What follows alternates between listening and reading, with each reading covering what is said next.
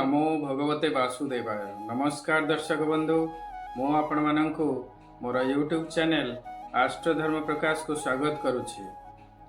दीर्घ 18 वर्ष पर 18 मे 2025 रे राहु 18 मास पाइकी मीन राशि तांकर सबुठार प्रिय स्थान मूल त्रिकोण स्थान कुंभ राशि को चलन करुछंती।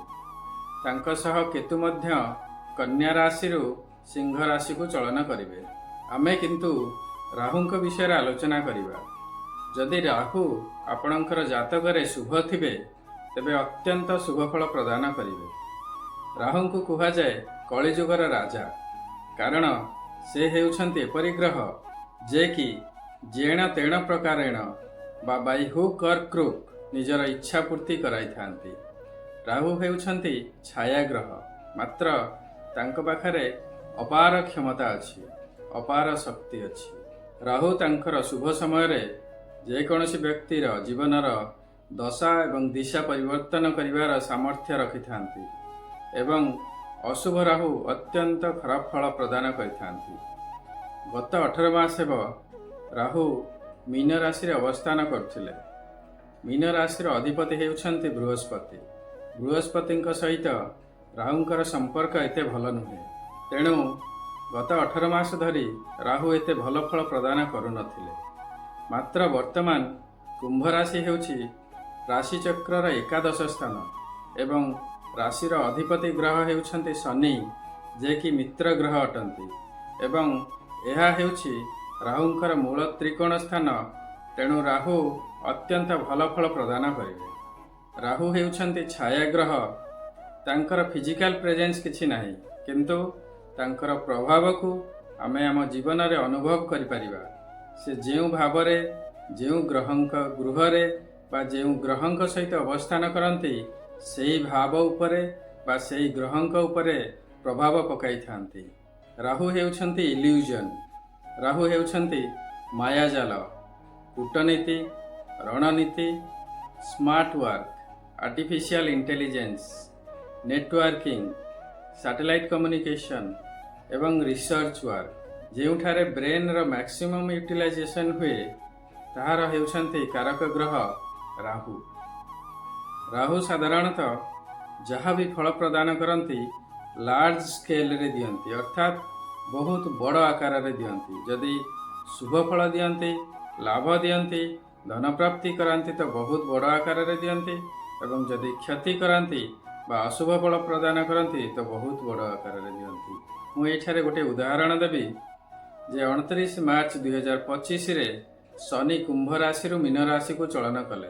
पूर्वर राहु सही स्थान रे अवस्थान करुथिले। मात्र 1.5 मास पई शनि एवं राहुंकर पिशाच जोग हला। आपण देखिले जे लास्ट 1.5 मास मध्य रे सारा देश रे एक अनिश्चिततार वातावरण सृष्टि हला।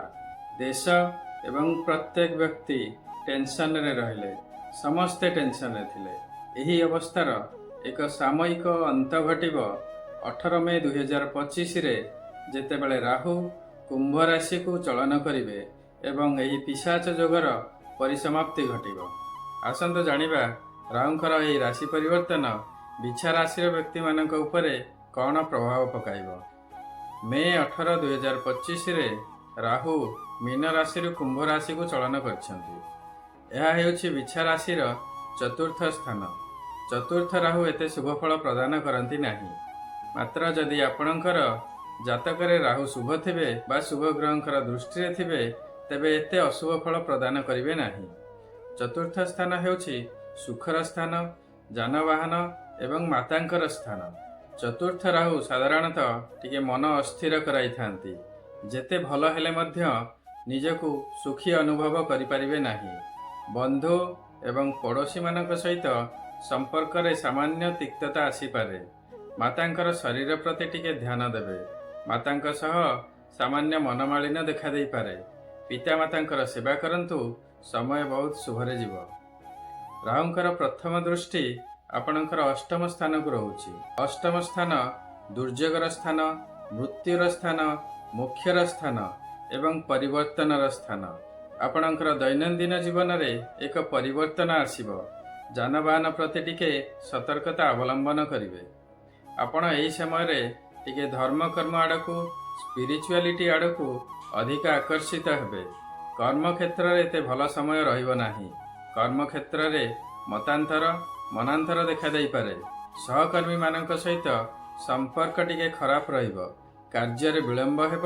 ଉଚ୍ଚସ୍ଥ ଅଫିସରମାନଙ୍କ ସହିତ ମଧ୍ୟ ମନମାଳିନ୍ୟ ଦେଖାଦେଇପାରେ। ରାହୁଙ୍କର ତୃତୀୟ ଦୃଷ୍ଟି ଆପଣଙ୍କର ଦ୍ୱାଦଶ ସ୍ଥାନକୁ ରହୁଛି। ଦ୍ୱାଦଶ ସ୍ଥାନ ହେଉଛି ବ୍ୟୟର ସ୍ଥାନ, କ୍ଷତିର ସ୍ଥାନ, ପରିବର୍ତ୍ତନର ସ୍ଥାନ। ଆପଣଙ୍କର ଧନହାନି ହେବ। ବାଣିଜ୍ୟ ବ୍ୟବସାୟରେ କ୍ଷତି ହେବ। ସ୍ଥାନ ପରିବର୍ତ୍ତନ ବା କର୍ମକ୍ଷେତ୍ରରେ ପରିବର୍ତ୍ତନ ହେଉ ବା ଲାଇଫରେ ଗୋଟେ ପରିବର୍ତ୍ତନ ଦେଖାଦେବ। ଗ୍ରହରାଜ ଶନିଦେବ ବିଛା ରାଶିରେ ଗୋଚରରେ ପଞ୍ଚମ ସ୍ଥାନରେ ଅବସ୍ଥାନ କରୁଛନ୍ତି। ପଞ୍ଚମ ଶନି ମଧ୍ୟ ଶୁଭଫଳ ପ୍ରଦାନ କରନ୍ତି ନାହିଁ। ବିଦ୍ୟା ଶିକ୍ଷାରେ ମନ ଲାଗିବ ନାହିଁ। ଯଦି କିଛି ଟେଷ୍ଟ ଏକ୍ଜାମିନେସନ୍ ଥାଏ ତେବେ ଭଲ ପ୍ରଦର୍ଶନ କରିବେ ନାହିଁ। ମନ ଅସ୍ଥିର ରହିବ। ପ୍ରେମ ସମ୍ପର୍କରେ ତିକ୍ତତା ଆସିବ। ନିଜର ବଚନ ଉପରେ, ବାଣୀ ଉପରେ ଏବଂ ଇମୋସନ୍ ଉପରେ କଣ୍ଟ୍ରୋଲ ରଖନ୍ତୁ।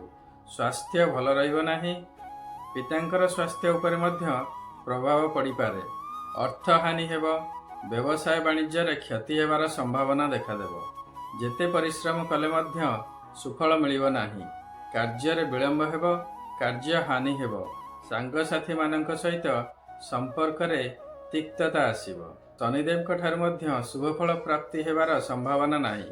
ତେଣୁ ଶନିଦେବଙ୍କର ପ୍ରତିକାର ନିଶ୍ଚୟ କରିବେ। କୃପା ପ୍ରାପ୍ତି ହେବ। ଦେବଗୁରୁ ବୃହସ୍ପତି ବିଛା ରାଶିର ଅଷ୍ଟମ ସ୍ଥାନରେ ଗୋଚର କରୁଛନ୍ତି। ଅଷ୍ଟମ ସ୍ଥାନ ଦୁର୍ଯୋଗର ସ୍ଥାନ, ମୃତ୍ୟୁ ଏବଂ ଦୁର୍ଭାଗ୍ୟର ସ୍ଥାନ। ଅଷ୍ଟମ ବୃହସ୍ପତି ଶୁଭଫଳ ପ୍ରଦାନ କରନ୍ତି ନାହିଁ। ଯାନବାହନ ଦୃଷ୍ଟିରୁ ଦୁର୍ଘଟଣା ହେବାର ସମ୍ଭାବନା ମଧ୍ୟ ରହେ। ତେଣୁ ଗାଡ଼ି ଚଲାଇଲା ବେଳେ ଟିକେ ଧ୍ୟାନ ଦେଇ ଚଲାଇବେ। ଦେହ ଖରାପ ରହିବ। ସ୍ୱାସ୍ଥ୍ୟ ହାନି ହେବ। ଶରୀର ପୀଡ଼ା ହେବ। କର୍ମକ୍ଷେତ୍ରରେ ଭଲ ସମୟ ନାହିଁ। ବ୍ୟବସାୟରେ ମଧ୍ୟ କ୍ଷତି ହେବାର ସମ୍ଭାବନା ରହୁଛି। ଆପଣ ଅଧିକରୁ ଅଧିକ ଧର୍ମ କାର୍ଯ୍ୟ ପ୍ରତି, ସ୍ପିରିଚୁଆଲିଟି ପ୍ରତି ଆକର୍ଷିତ ହେବେ। ଧର୍ମସ୍ଥାନକୁ ମଧ୍ୟ ଭ୍ରମଣ କରିବେ। ଆପଣଙ୍କର ଜୀବନସାଥୀ ସହିତ ସାମାନ୍ୟ ମନମାଳିନ୍ୟ ଦେଖାଦେଇପାରେ। ନିଜ ମନ ଏବଂ ବଚନ ଉପରେ କଣ୍ଟ୍ରୋଲ ରଖିବେ। ଦେବଗୁରୁ ବୃହସ୍ପତିଙ୍କର ପ୍ରତିକାର ନିଶ୍ଚୟ କରିବେ। କୃପା ପ୍ରାପ୍ତି ହେବ। ଏହା ହେଉଛି ଶନିଦେବ, ରାହୁ ଏବଂ ଦେବଗୁରୁ ବୃହସ୍ପତିଙ୍କର ଗୋଚରରେ ପ୍ରାପ୍ତ ହେଉଥିବା ଫଳ। ମାତ୍ର ଆପଣଙ୍କୁ ସେମାନଙ୍କର ସମ୍ପୂର୍ଣ୍ଣ ଶୁଭଫଳ ପ୍ରାପ୍ତି ହେବ କି ନାହିଁ ତାହା ଡିପେଣ୍ଡ କରିବ ଆପଣଙ୍କର ଜାତକରେ ଏହିସବୁ ଗ୍ରହମାନଙ୍କର ସ୍ଥିତି କିପରି ଅଛି ଏବଂ କେଉଁ ଗ୍ରହଙ୍କର ମହାଦଶା ଏବଂ ଅନ୍ତର୍ଦଶା ଚାଲିଛି। ଯଦି ଆପଣଙ୍କୁ ଲାଗୁଛି ଆପଣଙ୍କର ରାଶିରେ ଗ୍ରହମାନଙ୍କର ଗୋଚରରେ ସ୍ଥିତି ଅନୁସାରେ ରେଜଲ୍ଟ ମିଳୁନାହିଁ, ତେବେ ରାଶିକୁ ଦୋଷ ନ ଦେଇ ଆପଣଙ୍କର ଜାତକର ଆନାଲିସିସ୍ କରାନ୍ତୁ।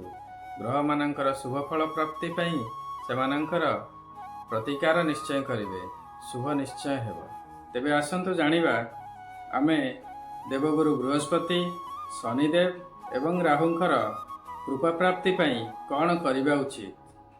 ପ୍ରତ୍ୟେକ ଦିନ ପ୍ରାତଃକାଳରେ ସ୍ନାନ କରିସାରି ସୂର୍ଯ୍ୟଙ୍କୁ ଗାୟତ୍ରୀ ମନ୍ତ୍ରରେ ଜଳ ଅର୍ପଣ କରନ୍ତୁ। ପ୍ରତ୍ୟେକ ଦିନ ସକାଳେ ଏବଂ ସନ୍ଧ୍ୟାବେଳେ ଓମ୍ ନମଃ ଶିବାୟ ଜପ କରନ୍ତୁ। ପ୍ରତ୍ୟେକ ଦିନ ହନୁମାନ ଚାଳିସା ପାଠ କରନ୍ତୁ। ଶନିଦେବଙ୍କର କୃପା ପ୍ରାପ୍ତି ପାଇଁ ପ୍ରତ୍ୟେକ ଦିନ ଓମ୍ ଶମ୍ ଶନିଶ୍ଚରାୟ ନମଃ ଜପ କରନ୍ତୁ।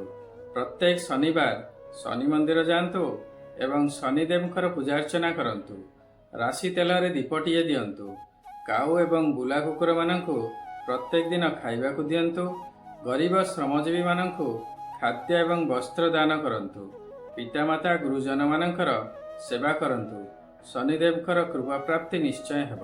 ଦେବଗୁରୁ ବୃହସ୍ପତିଙ୍କର କୃପା ପ୍ରାପ୍ତି ପାଇଁ ଆପଣ ଯଦି ଗୁରୁ ଦୀକ୍ଷା ନେଇଛନ୍ତି ତେବେ ପ୍ରତ୍ୟେକ ଦିନ ଗୁରୁମନ୍ତ୍ର ଜପ କରନ୍ତୁ। ନଚେତ୍ ବୃହସ୍ପତିଙ୍କର ବୀଜମନ୍ତ୍ର ଓଂ ଗ୍ରାଂ ଗ୍ରିଂ ଗ୍ରୌଂ ସହ ଗୁରବେ ନମଃ ପ୍ରତ୍ୟେକ ଦିନ ଜପ କରନ୍ତୁ। ଆପଣଙ୍କର ଇଷ୍ଟ ଦେବତାଙ୍କୁ ସେ କୃଷ୍ଣ ହୁଅନ୍ତୁ, ରାମ ହୁଅନ୍ତୁ, ଜଗନ୍ନାଥ, ଗଣେଶ, ହନୁମାନ ବା ମହାଦେବ ହୁଅନ୍ତୁ, ତାଙ୍କର ପ୍ରତ୍ୟେକ ଦିନ ଶ୍ରଦ୍ଧାପୂର୍ବକ ପୂଜା କରନ୍ତୁ। ନିଜର କୁଳପୁରୋହିତ ବା ବ୍ରାହ୍ମଣଙ୍କ ସହିତ ଭଲ ସମ୍ପର୍କ ରଖନ୍ତୁ। ପିତାମାତା ଏବଂ ଗୁରୁଜନମାନଙ୍କର ସେବା କରନ୍ତୁ। ଦେବଗୁରୁ ବୃହସ୍ପତିଙ୍କର ଆଶୀର୍ବାଦ ନିଶ୍ଚୟ ପ୍ରାପ୍ତି ହେବ। ଆଶା କରୁଛି ଏହି ଭିଡ଼ିଓଟି ଆପଣଙ୍କ ପାଇଁ ଇନଫର୍ମେଟିଭ୍ ହୋଇଥିବ। ଯଦି ଭଲ ଲାଗିଛି ତେବେ ଭିଡ଼ିଓଟିକୁ ଲାଇକ୍ କରିବେ ଏବଂ ସେୟାର କରିବେ। ବର୍ତ୍ତମାନ ପର୍ଯ୍ୟନ୍ତ ଯଦି ମୋ ଚ୍ୟାନେଲକୁ ଆପଣ ସବସ୍କ୍ରାଇବ୍ କରିନାହାନ୍ତି ତେବେ ସବସ୍କ୍ରାଇବ୍ ନିଶ୍ଚୟ କରନ୍ତୁ। ସର୍ବେ ଭବନ୍ତୁ ସୁଖିନଃ, ସର୍ବେ ସନ୍ତୁ ନିରାମୟା, ସର୍ବେ ଭଦ୍ରାଣି ପଶ୍ୟନ୍ତୁ, ମା କଶ୍ଚିତ୍ ଦୁଃଖ ଭାଗ୍ ଭବେତ୍। ନମସ୍କାର।